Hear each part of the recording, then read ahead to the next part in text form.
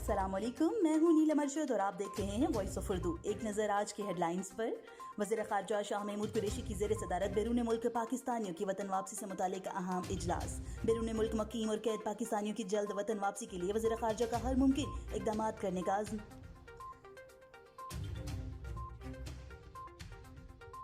Corona virus से मुतालिक क्या हुकूमती इक़दाम किए गए? चीफ जस्टिस ने पहला अज खुद नोटिस ले लिया। चीफ जस्टिस गुलजार अहमद की सरबराही में 5 रुकनी लार्जर बेंच 13 अप्रैल को समाअत करेगा। विफाकी सेक्रेटरी सेहत, सेक्रेटरी दाखिला और अटॉर्नी जनरल समेत दीगर फरीकैन को नोटिस जारी।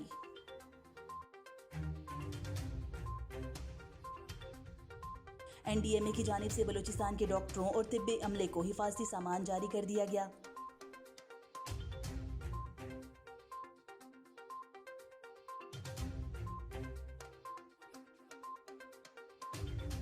जेब कुतरों ने एहसास प्रोग्राम के फंड को भी ना बख्शा। मुस्तहकीन में तकसीम से कबल ही 5 लाख रुपए उड़ा लिए। PTI फैसलाबाद के कोऑर्डिनेटर की जेब कट गई, मुकदमा दर्ज कर लिया गया।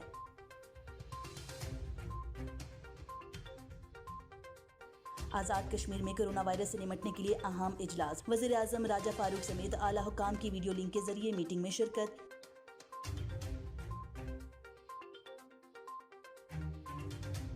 एहसास कैश प्रोग्राम की रकम हड़प करने का इंकिशाफ। बहावलपुर के निजी बैंक के मुलाजमीन समेत दीगर मुलजिम गिरफ्तार। मुलजमान की तहवील से 29 खवातीन के असली शनाख्ती कार्ड बरामद। अंगूठा लगवाने के बावजूद रकम ना दी गई।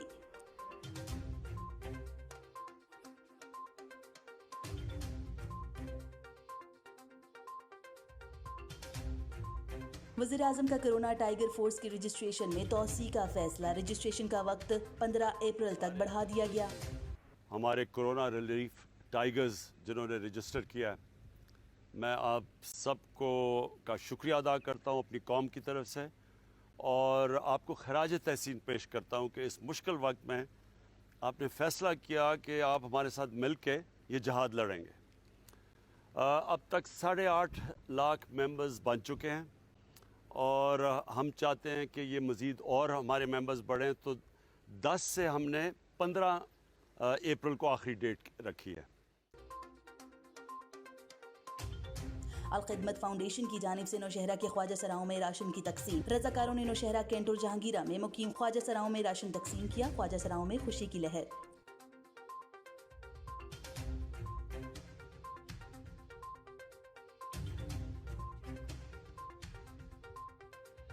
National command and operation centre का कोरोना वायरस से मुतालिक ताज़ा तरीन अपडेट जारी। मरीजों की तादाद 4892 हो गई। मुल्क भर में 762 अफराद सेहतयाब, जबकि 77 अफराद जिंदगी की बाजी हार गए। यूरोप में ईस्टर की इबादत के लिए इजाज़त का मामला। जर्मनी की अदालत ने दरख्वास्त मुस्तरद कर दी। हम कोरोना वायरस के फैलाव को रोकना चाहते हैं, जज के रिमार्क्स।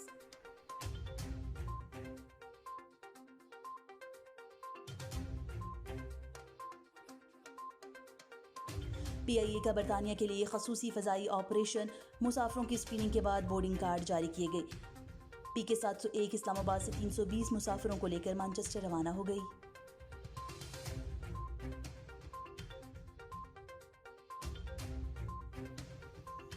सोशल मीडिया पर जाली अकाउंट्स बनाने का मामला। हुकूमत ने पर्सनल डेटा प्रोटेक्शन बिल 2020 तैयार कर लिया। पर्सनल डेटा प्रोटेक्शन के हवाले से 7 अफराद पर मुश्तमिल अथॉरिटी बनाई जाएगी। मालूमात चोरी करने पर करोड़ों रुपए जुर्माने की सजा होगी।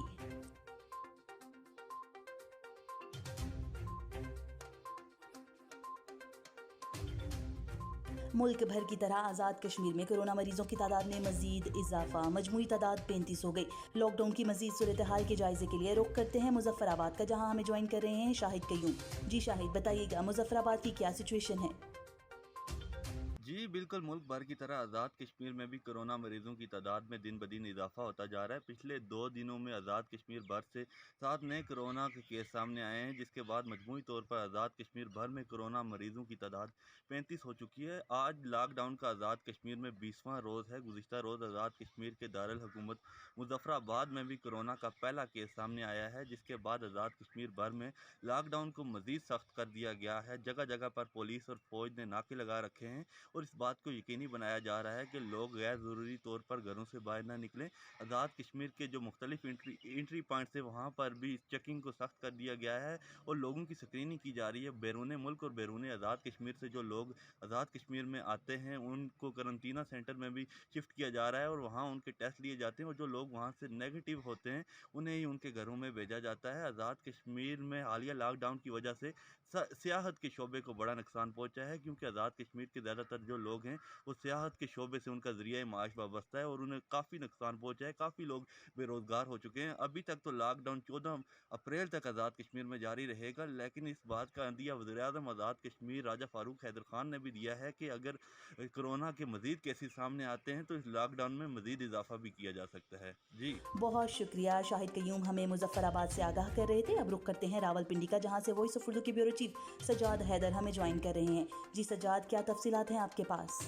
جی بالکل، لاک ڈاؤن کی وجہ سے تمام لوگ اپنے گھروں میں محصور ہیں اور خاص طور پہ بچے جو کہ روزانہ کسی نہ کسی ایکٹیویٹی میں گھروں سے باہر نکلتے تھے، اپنی کرکٹ کو انجوائے کرتے تھے یا دیگر جو کھیل تھے وہ بھی کھیلتے تھے۔ تاہم جب یہ لاک ڈاؤن ہوا ہے تو تمام قسم کے جو پارک ہیں وہ بھی بند کر دیے گئے ہیں، کرکٹ کی سرگرمیاں ہیں وہ بھی ہمیں نظر نہیں آ رہی۔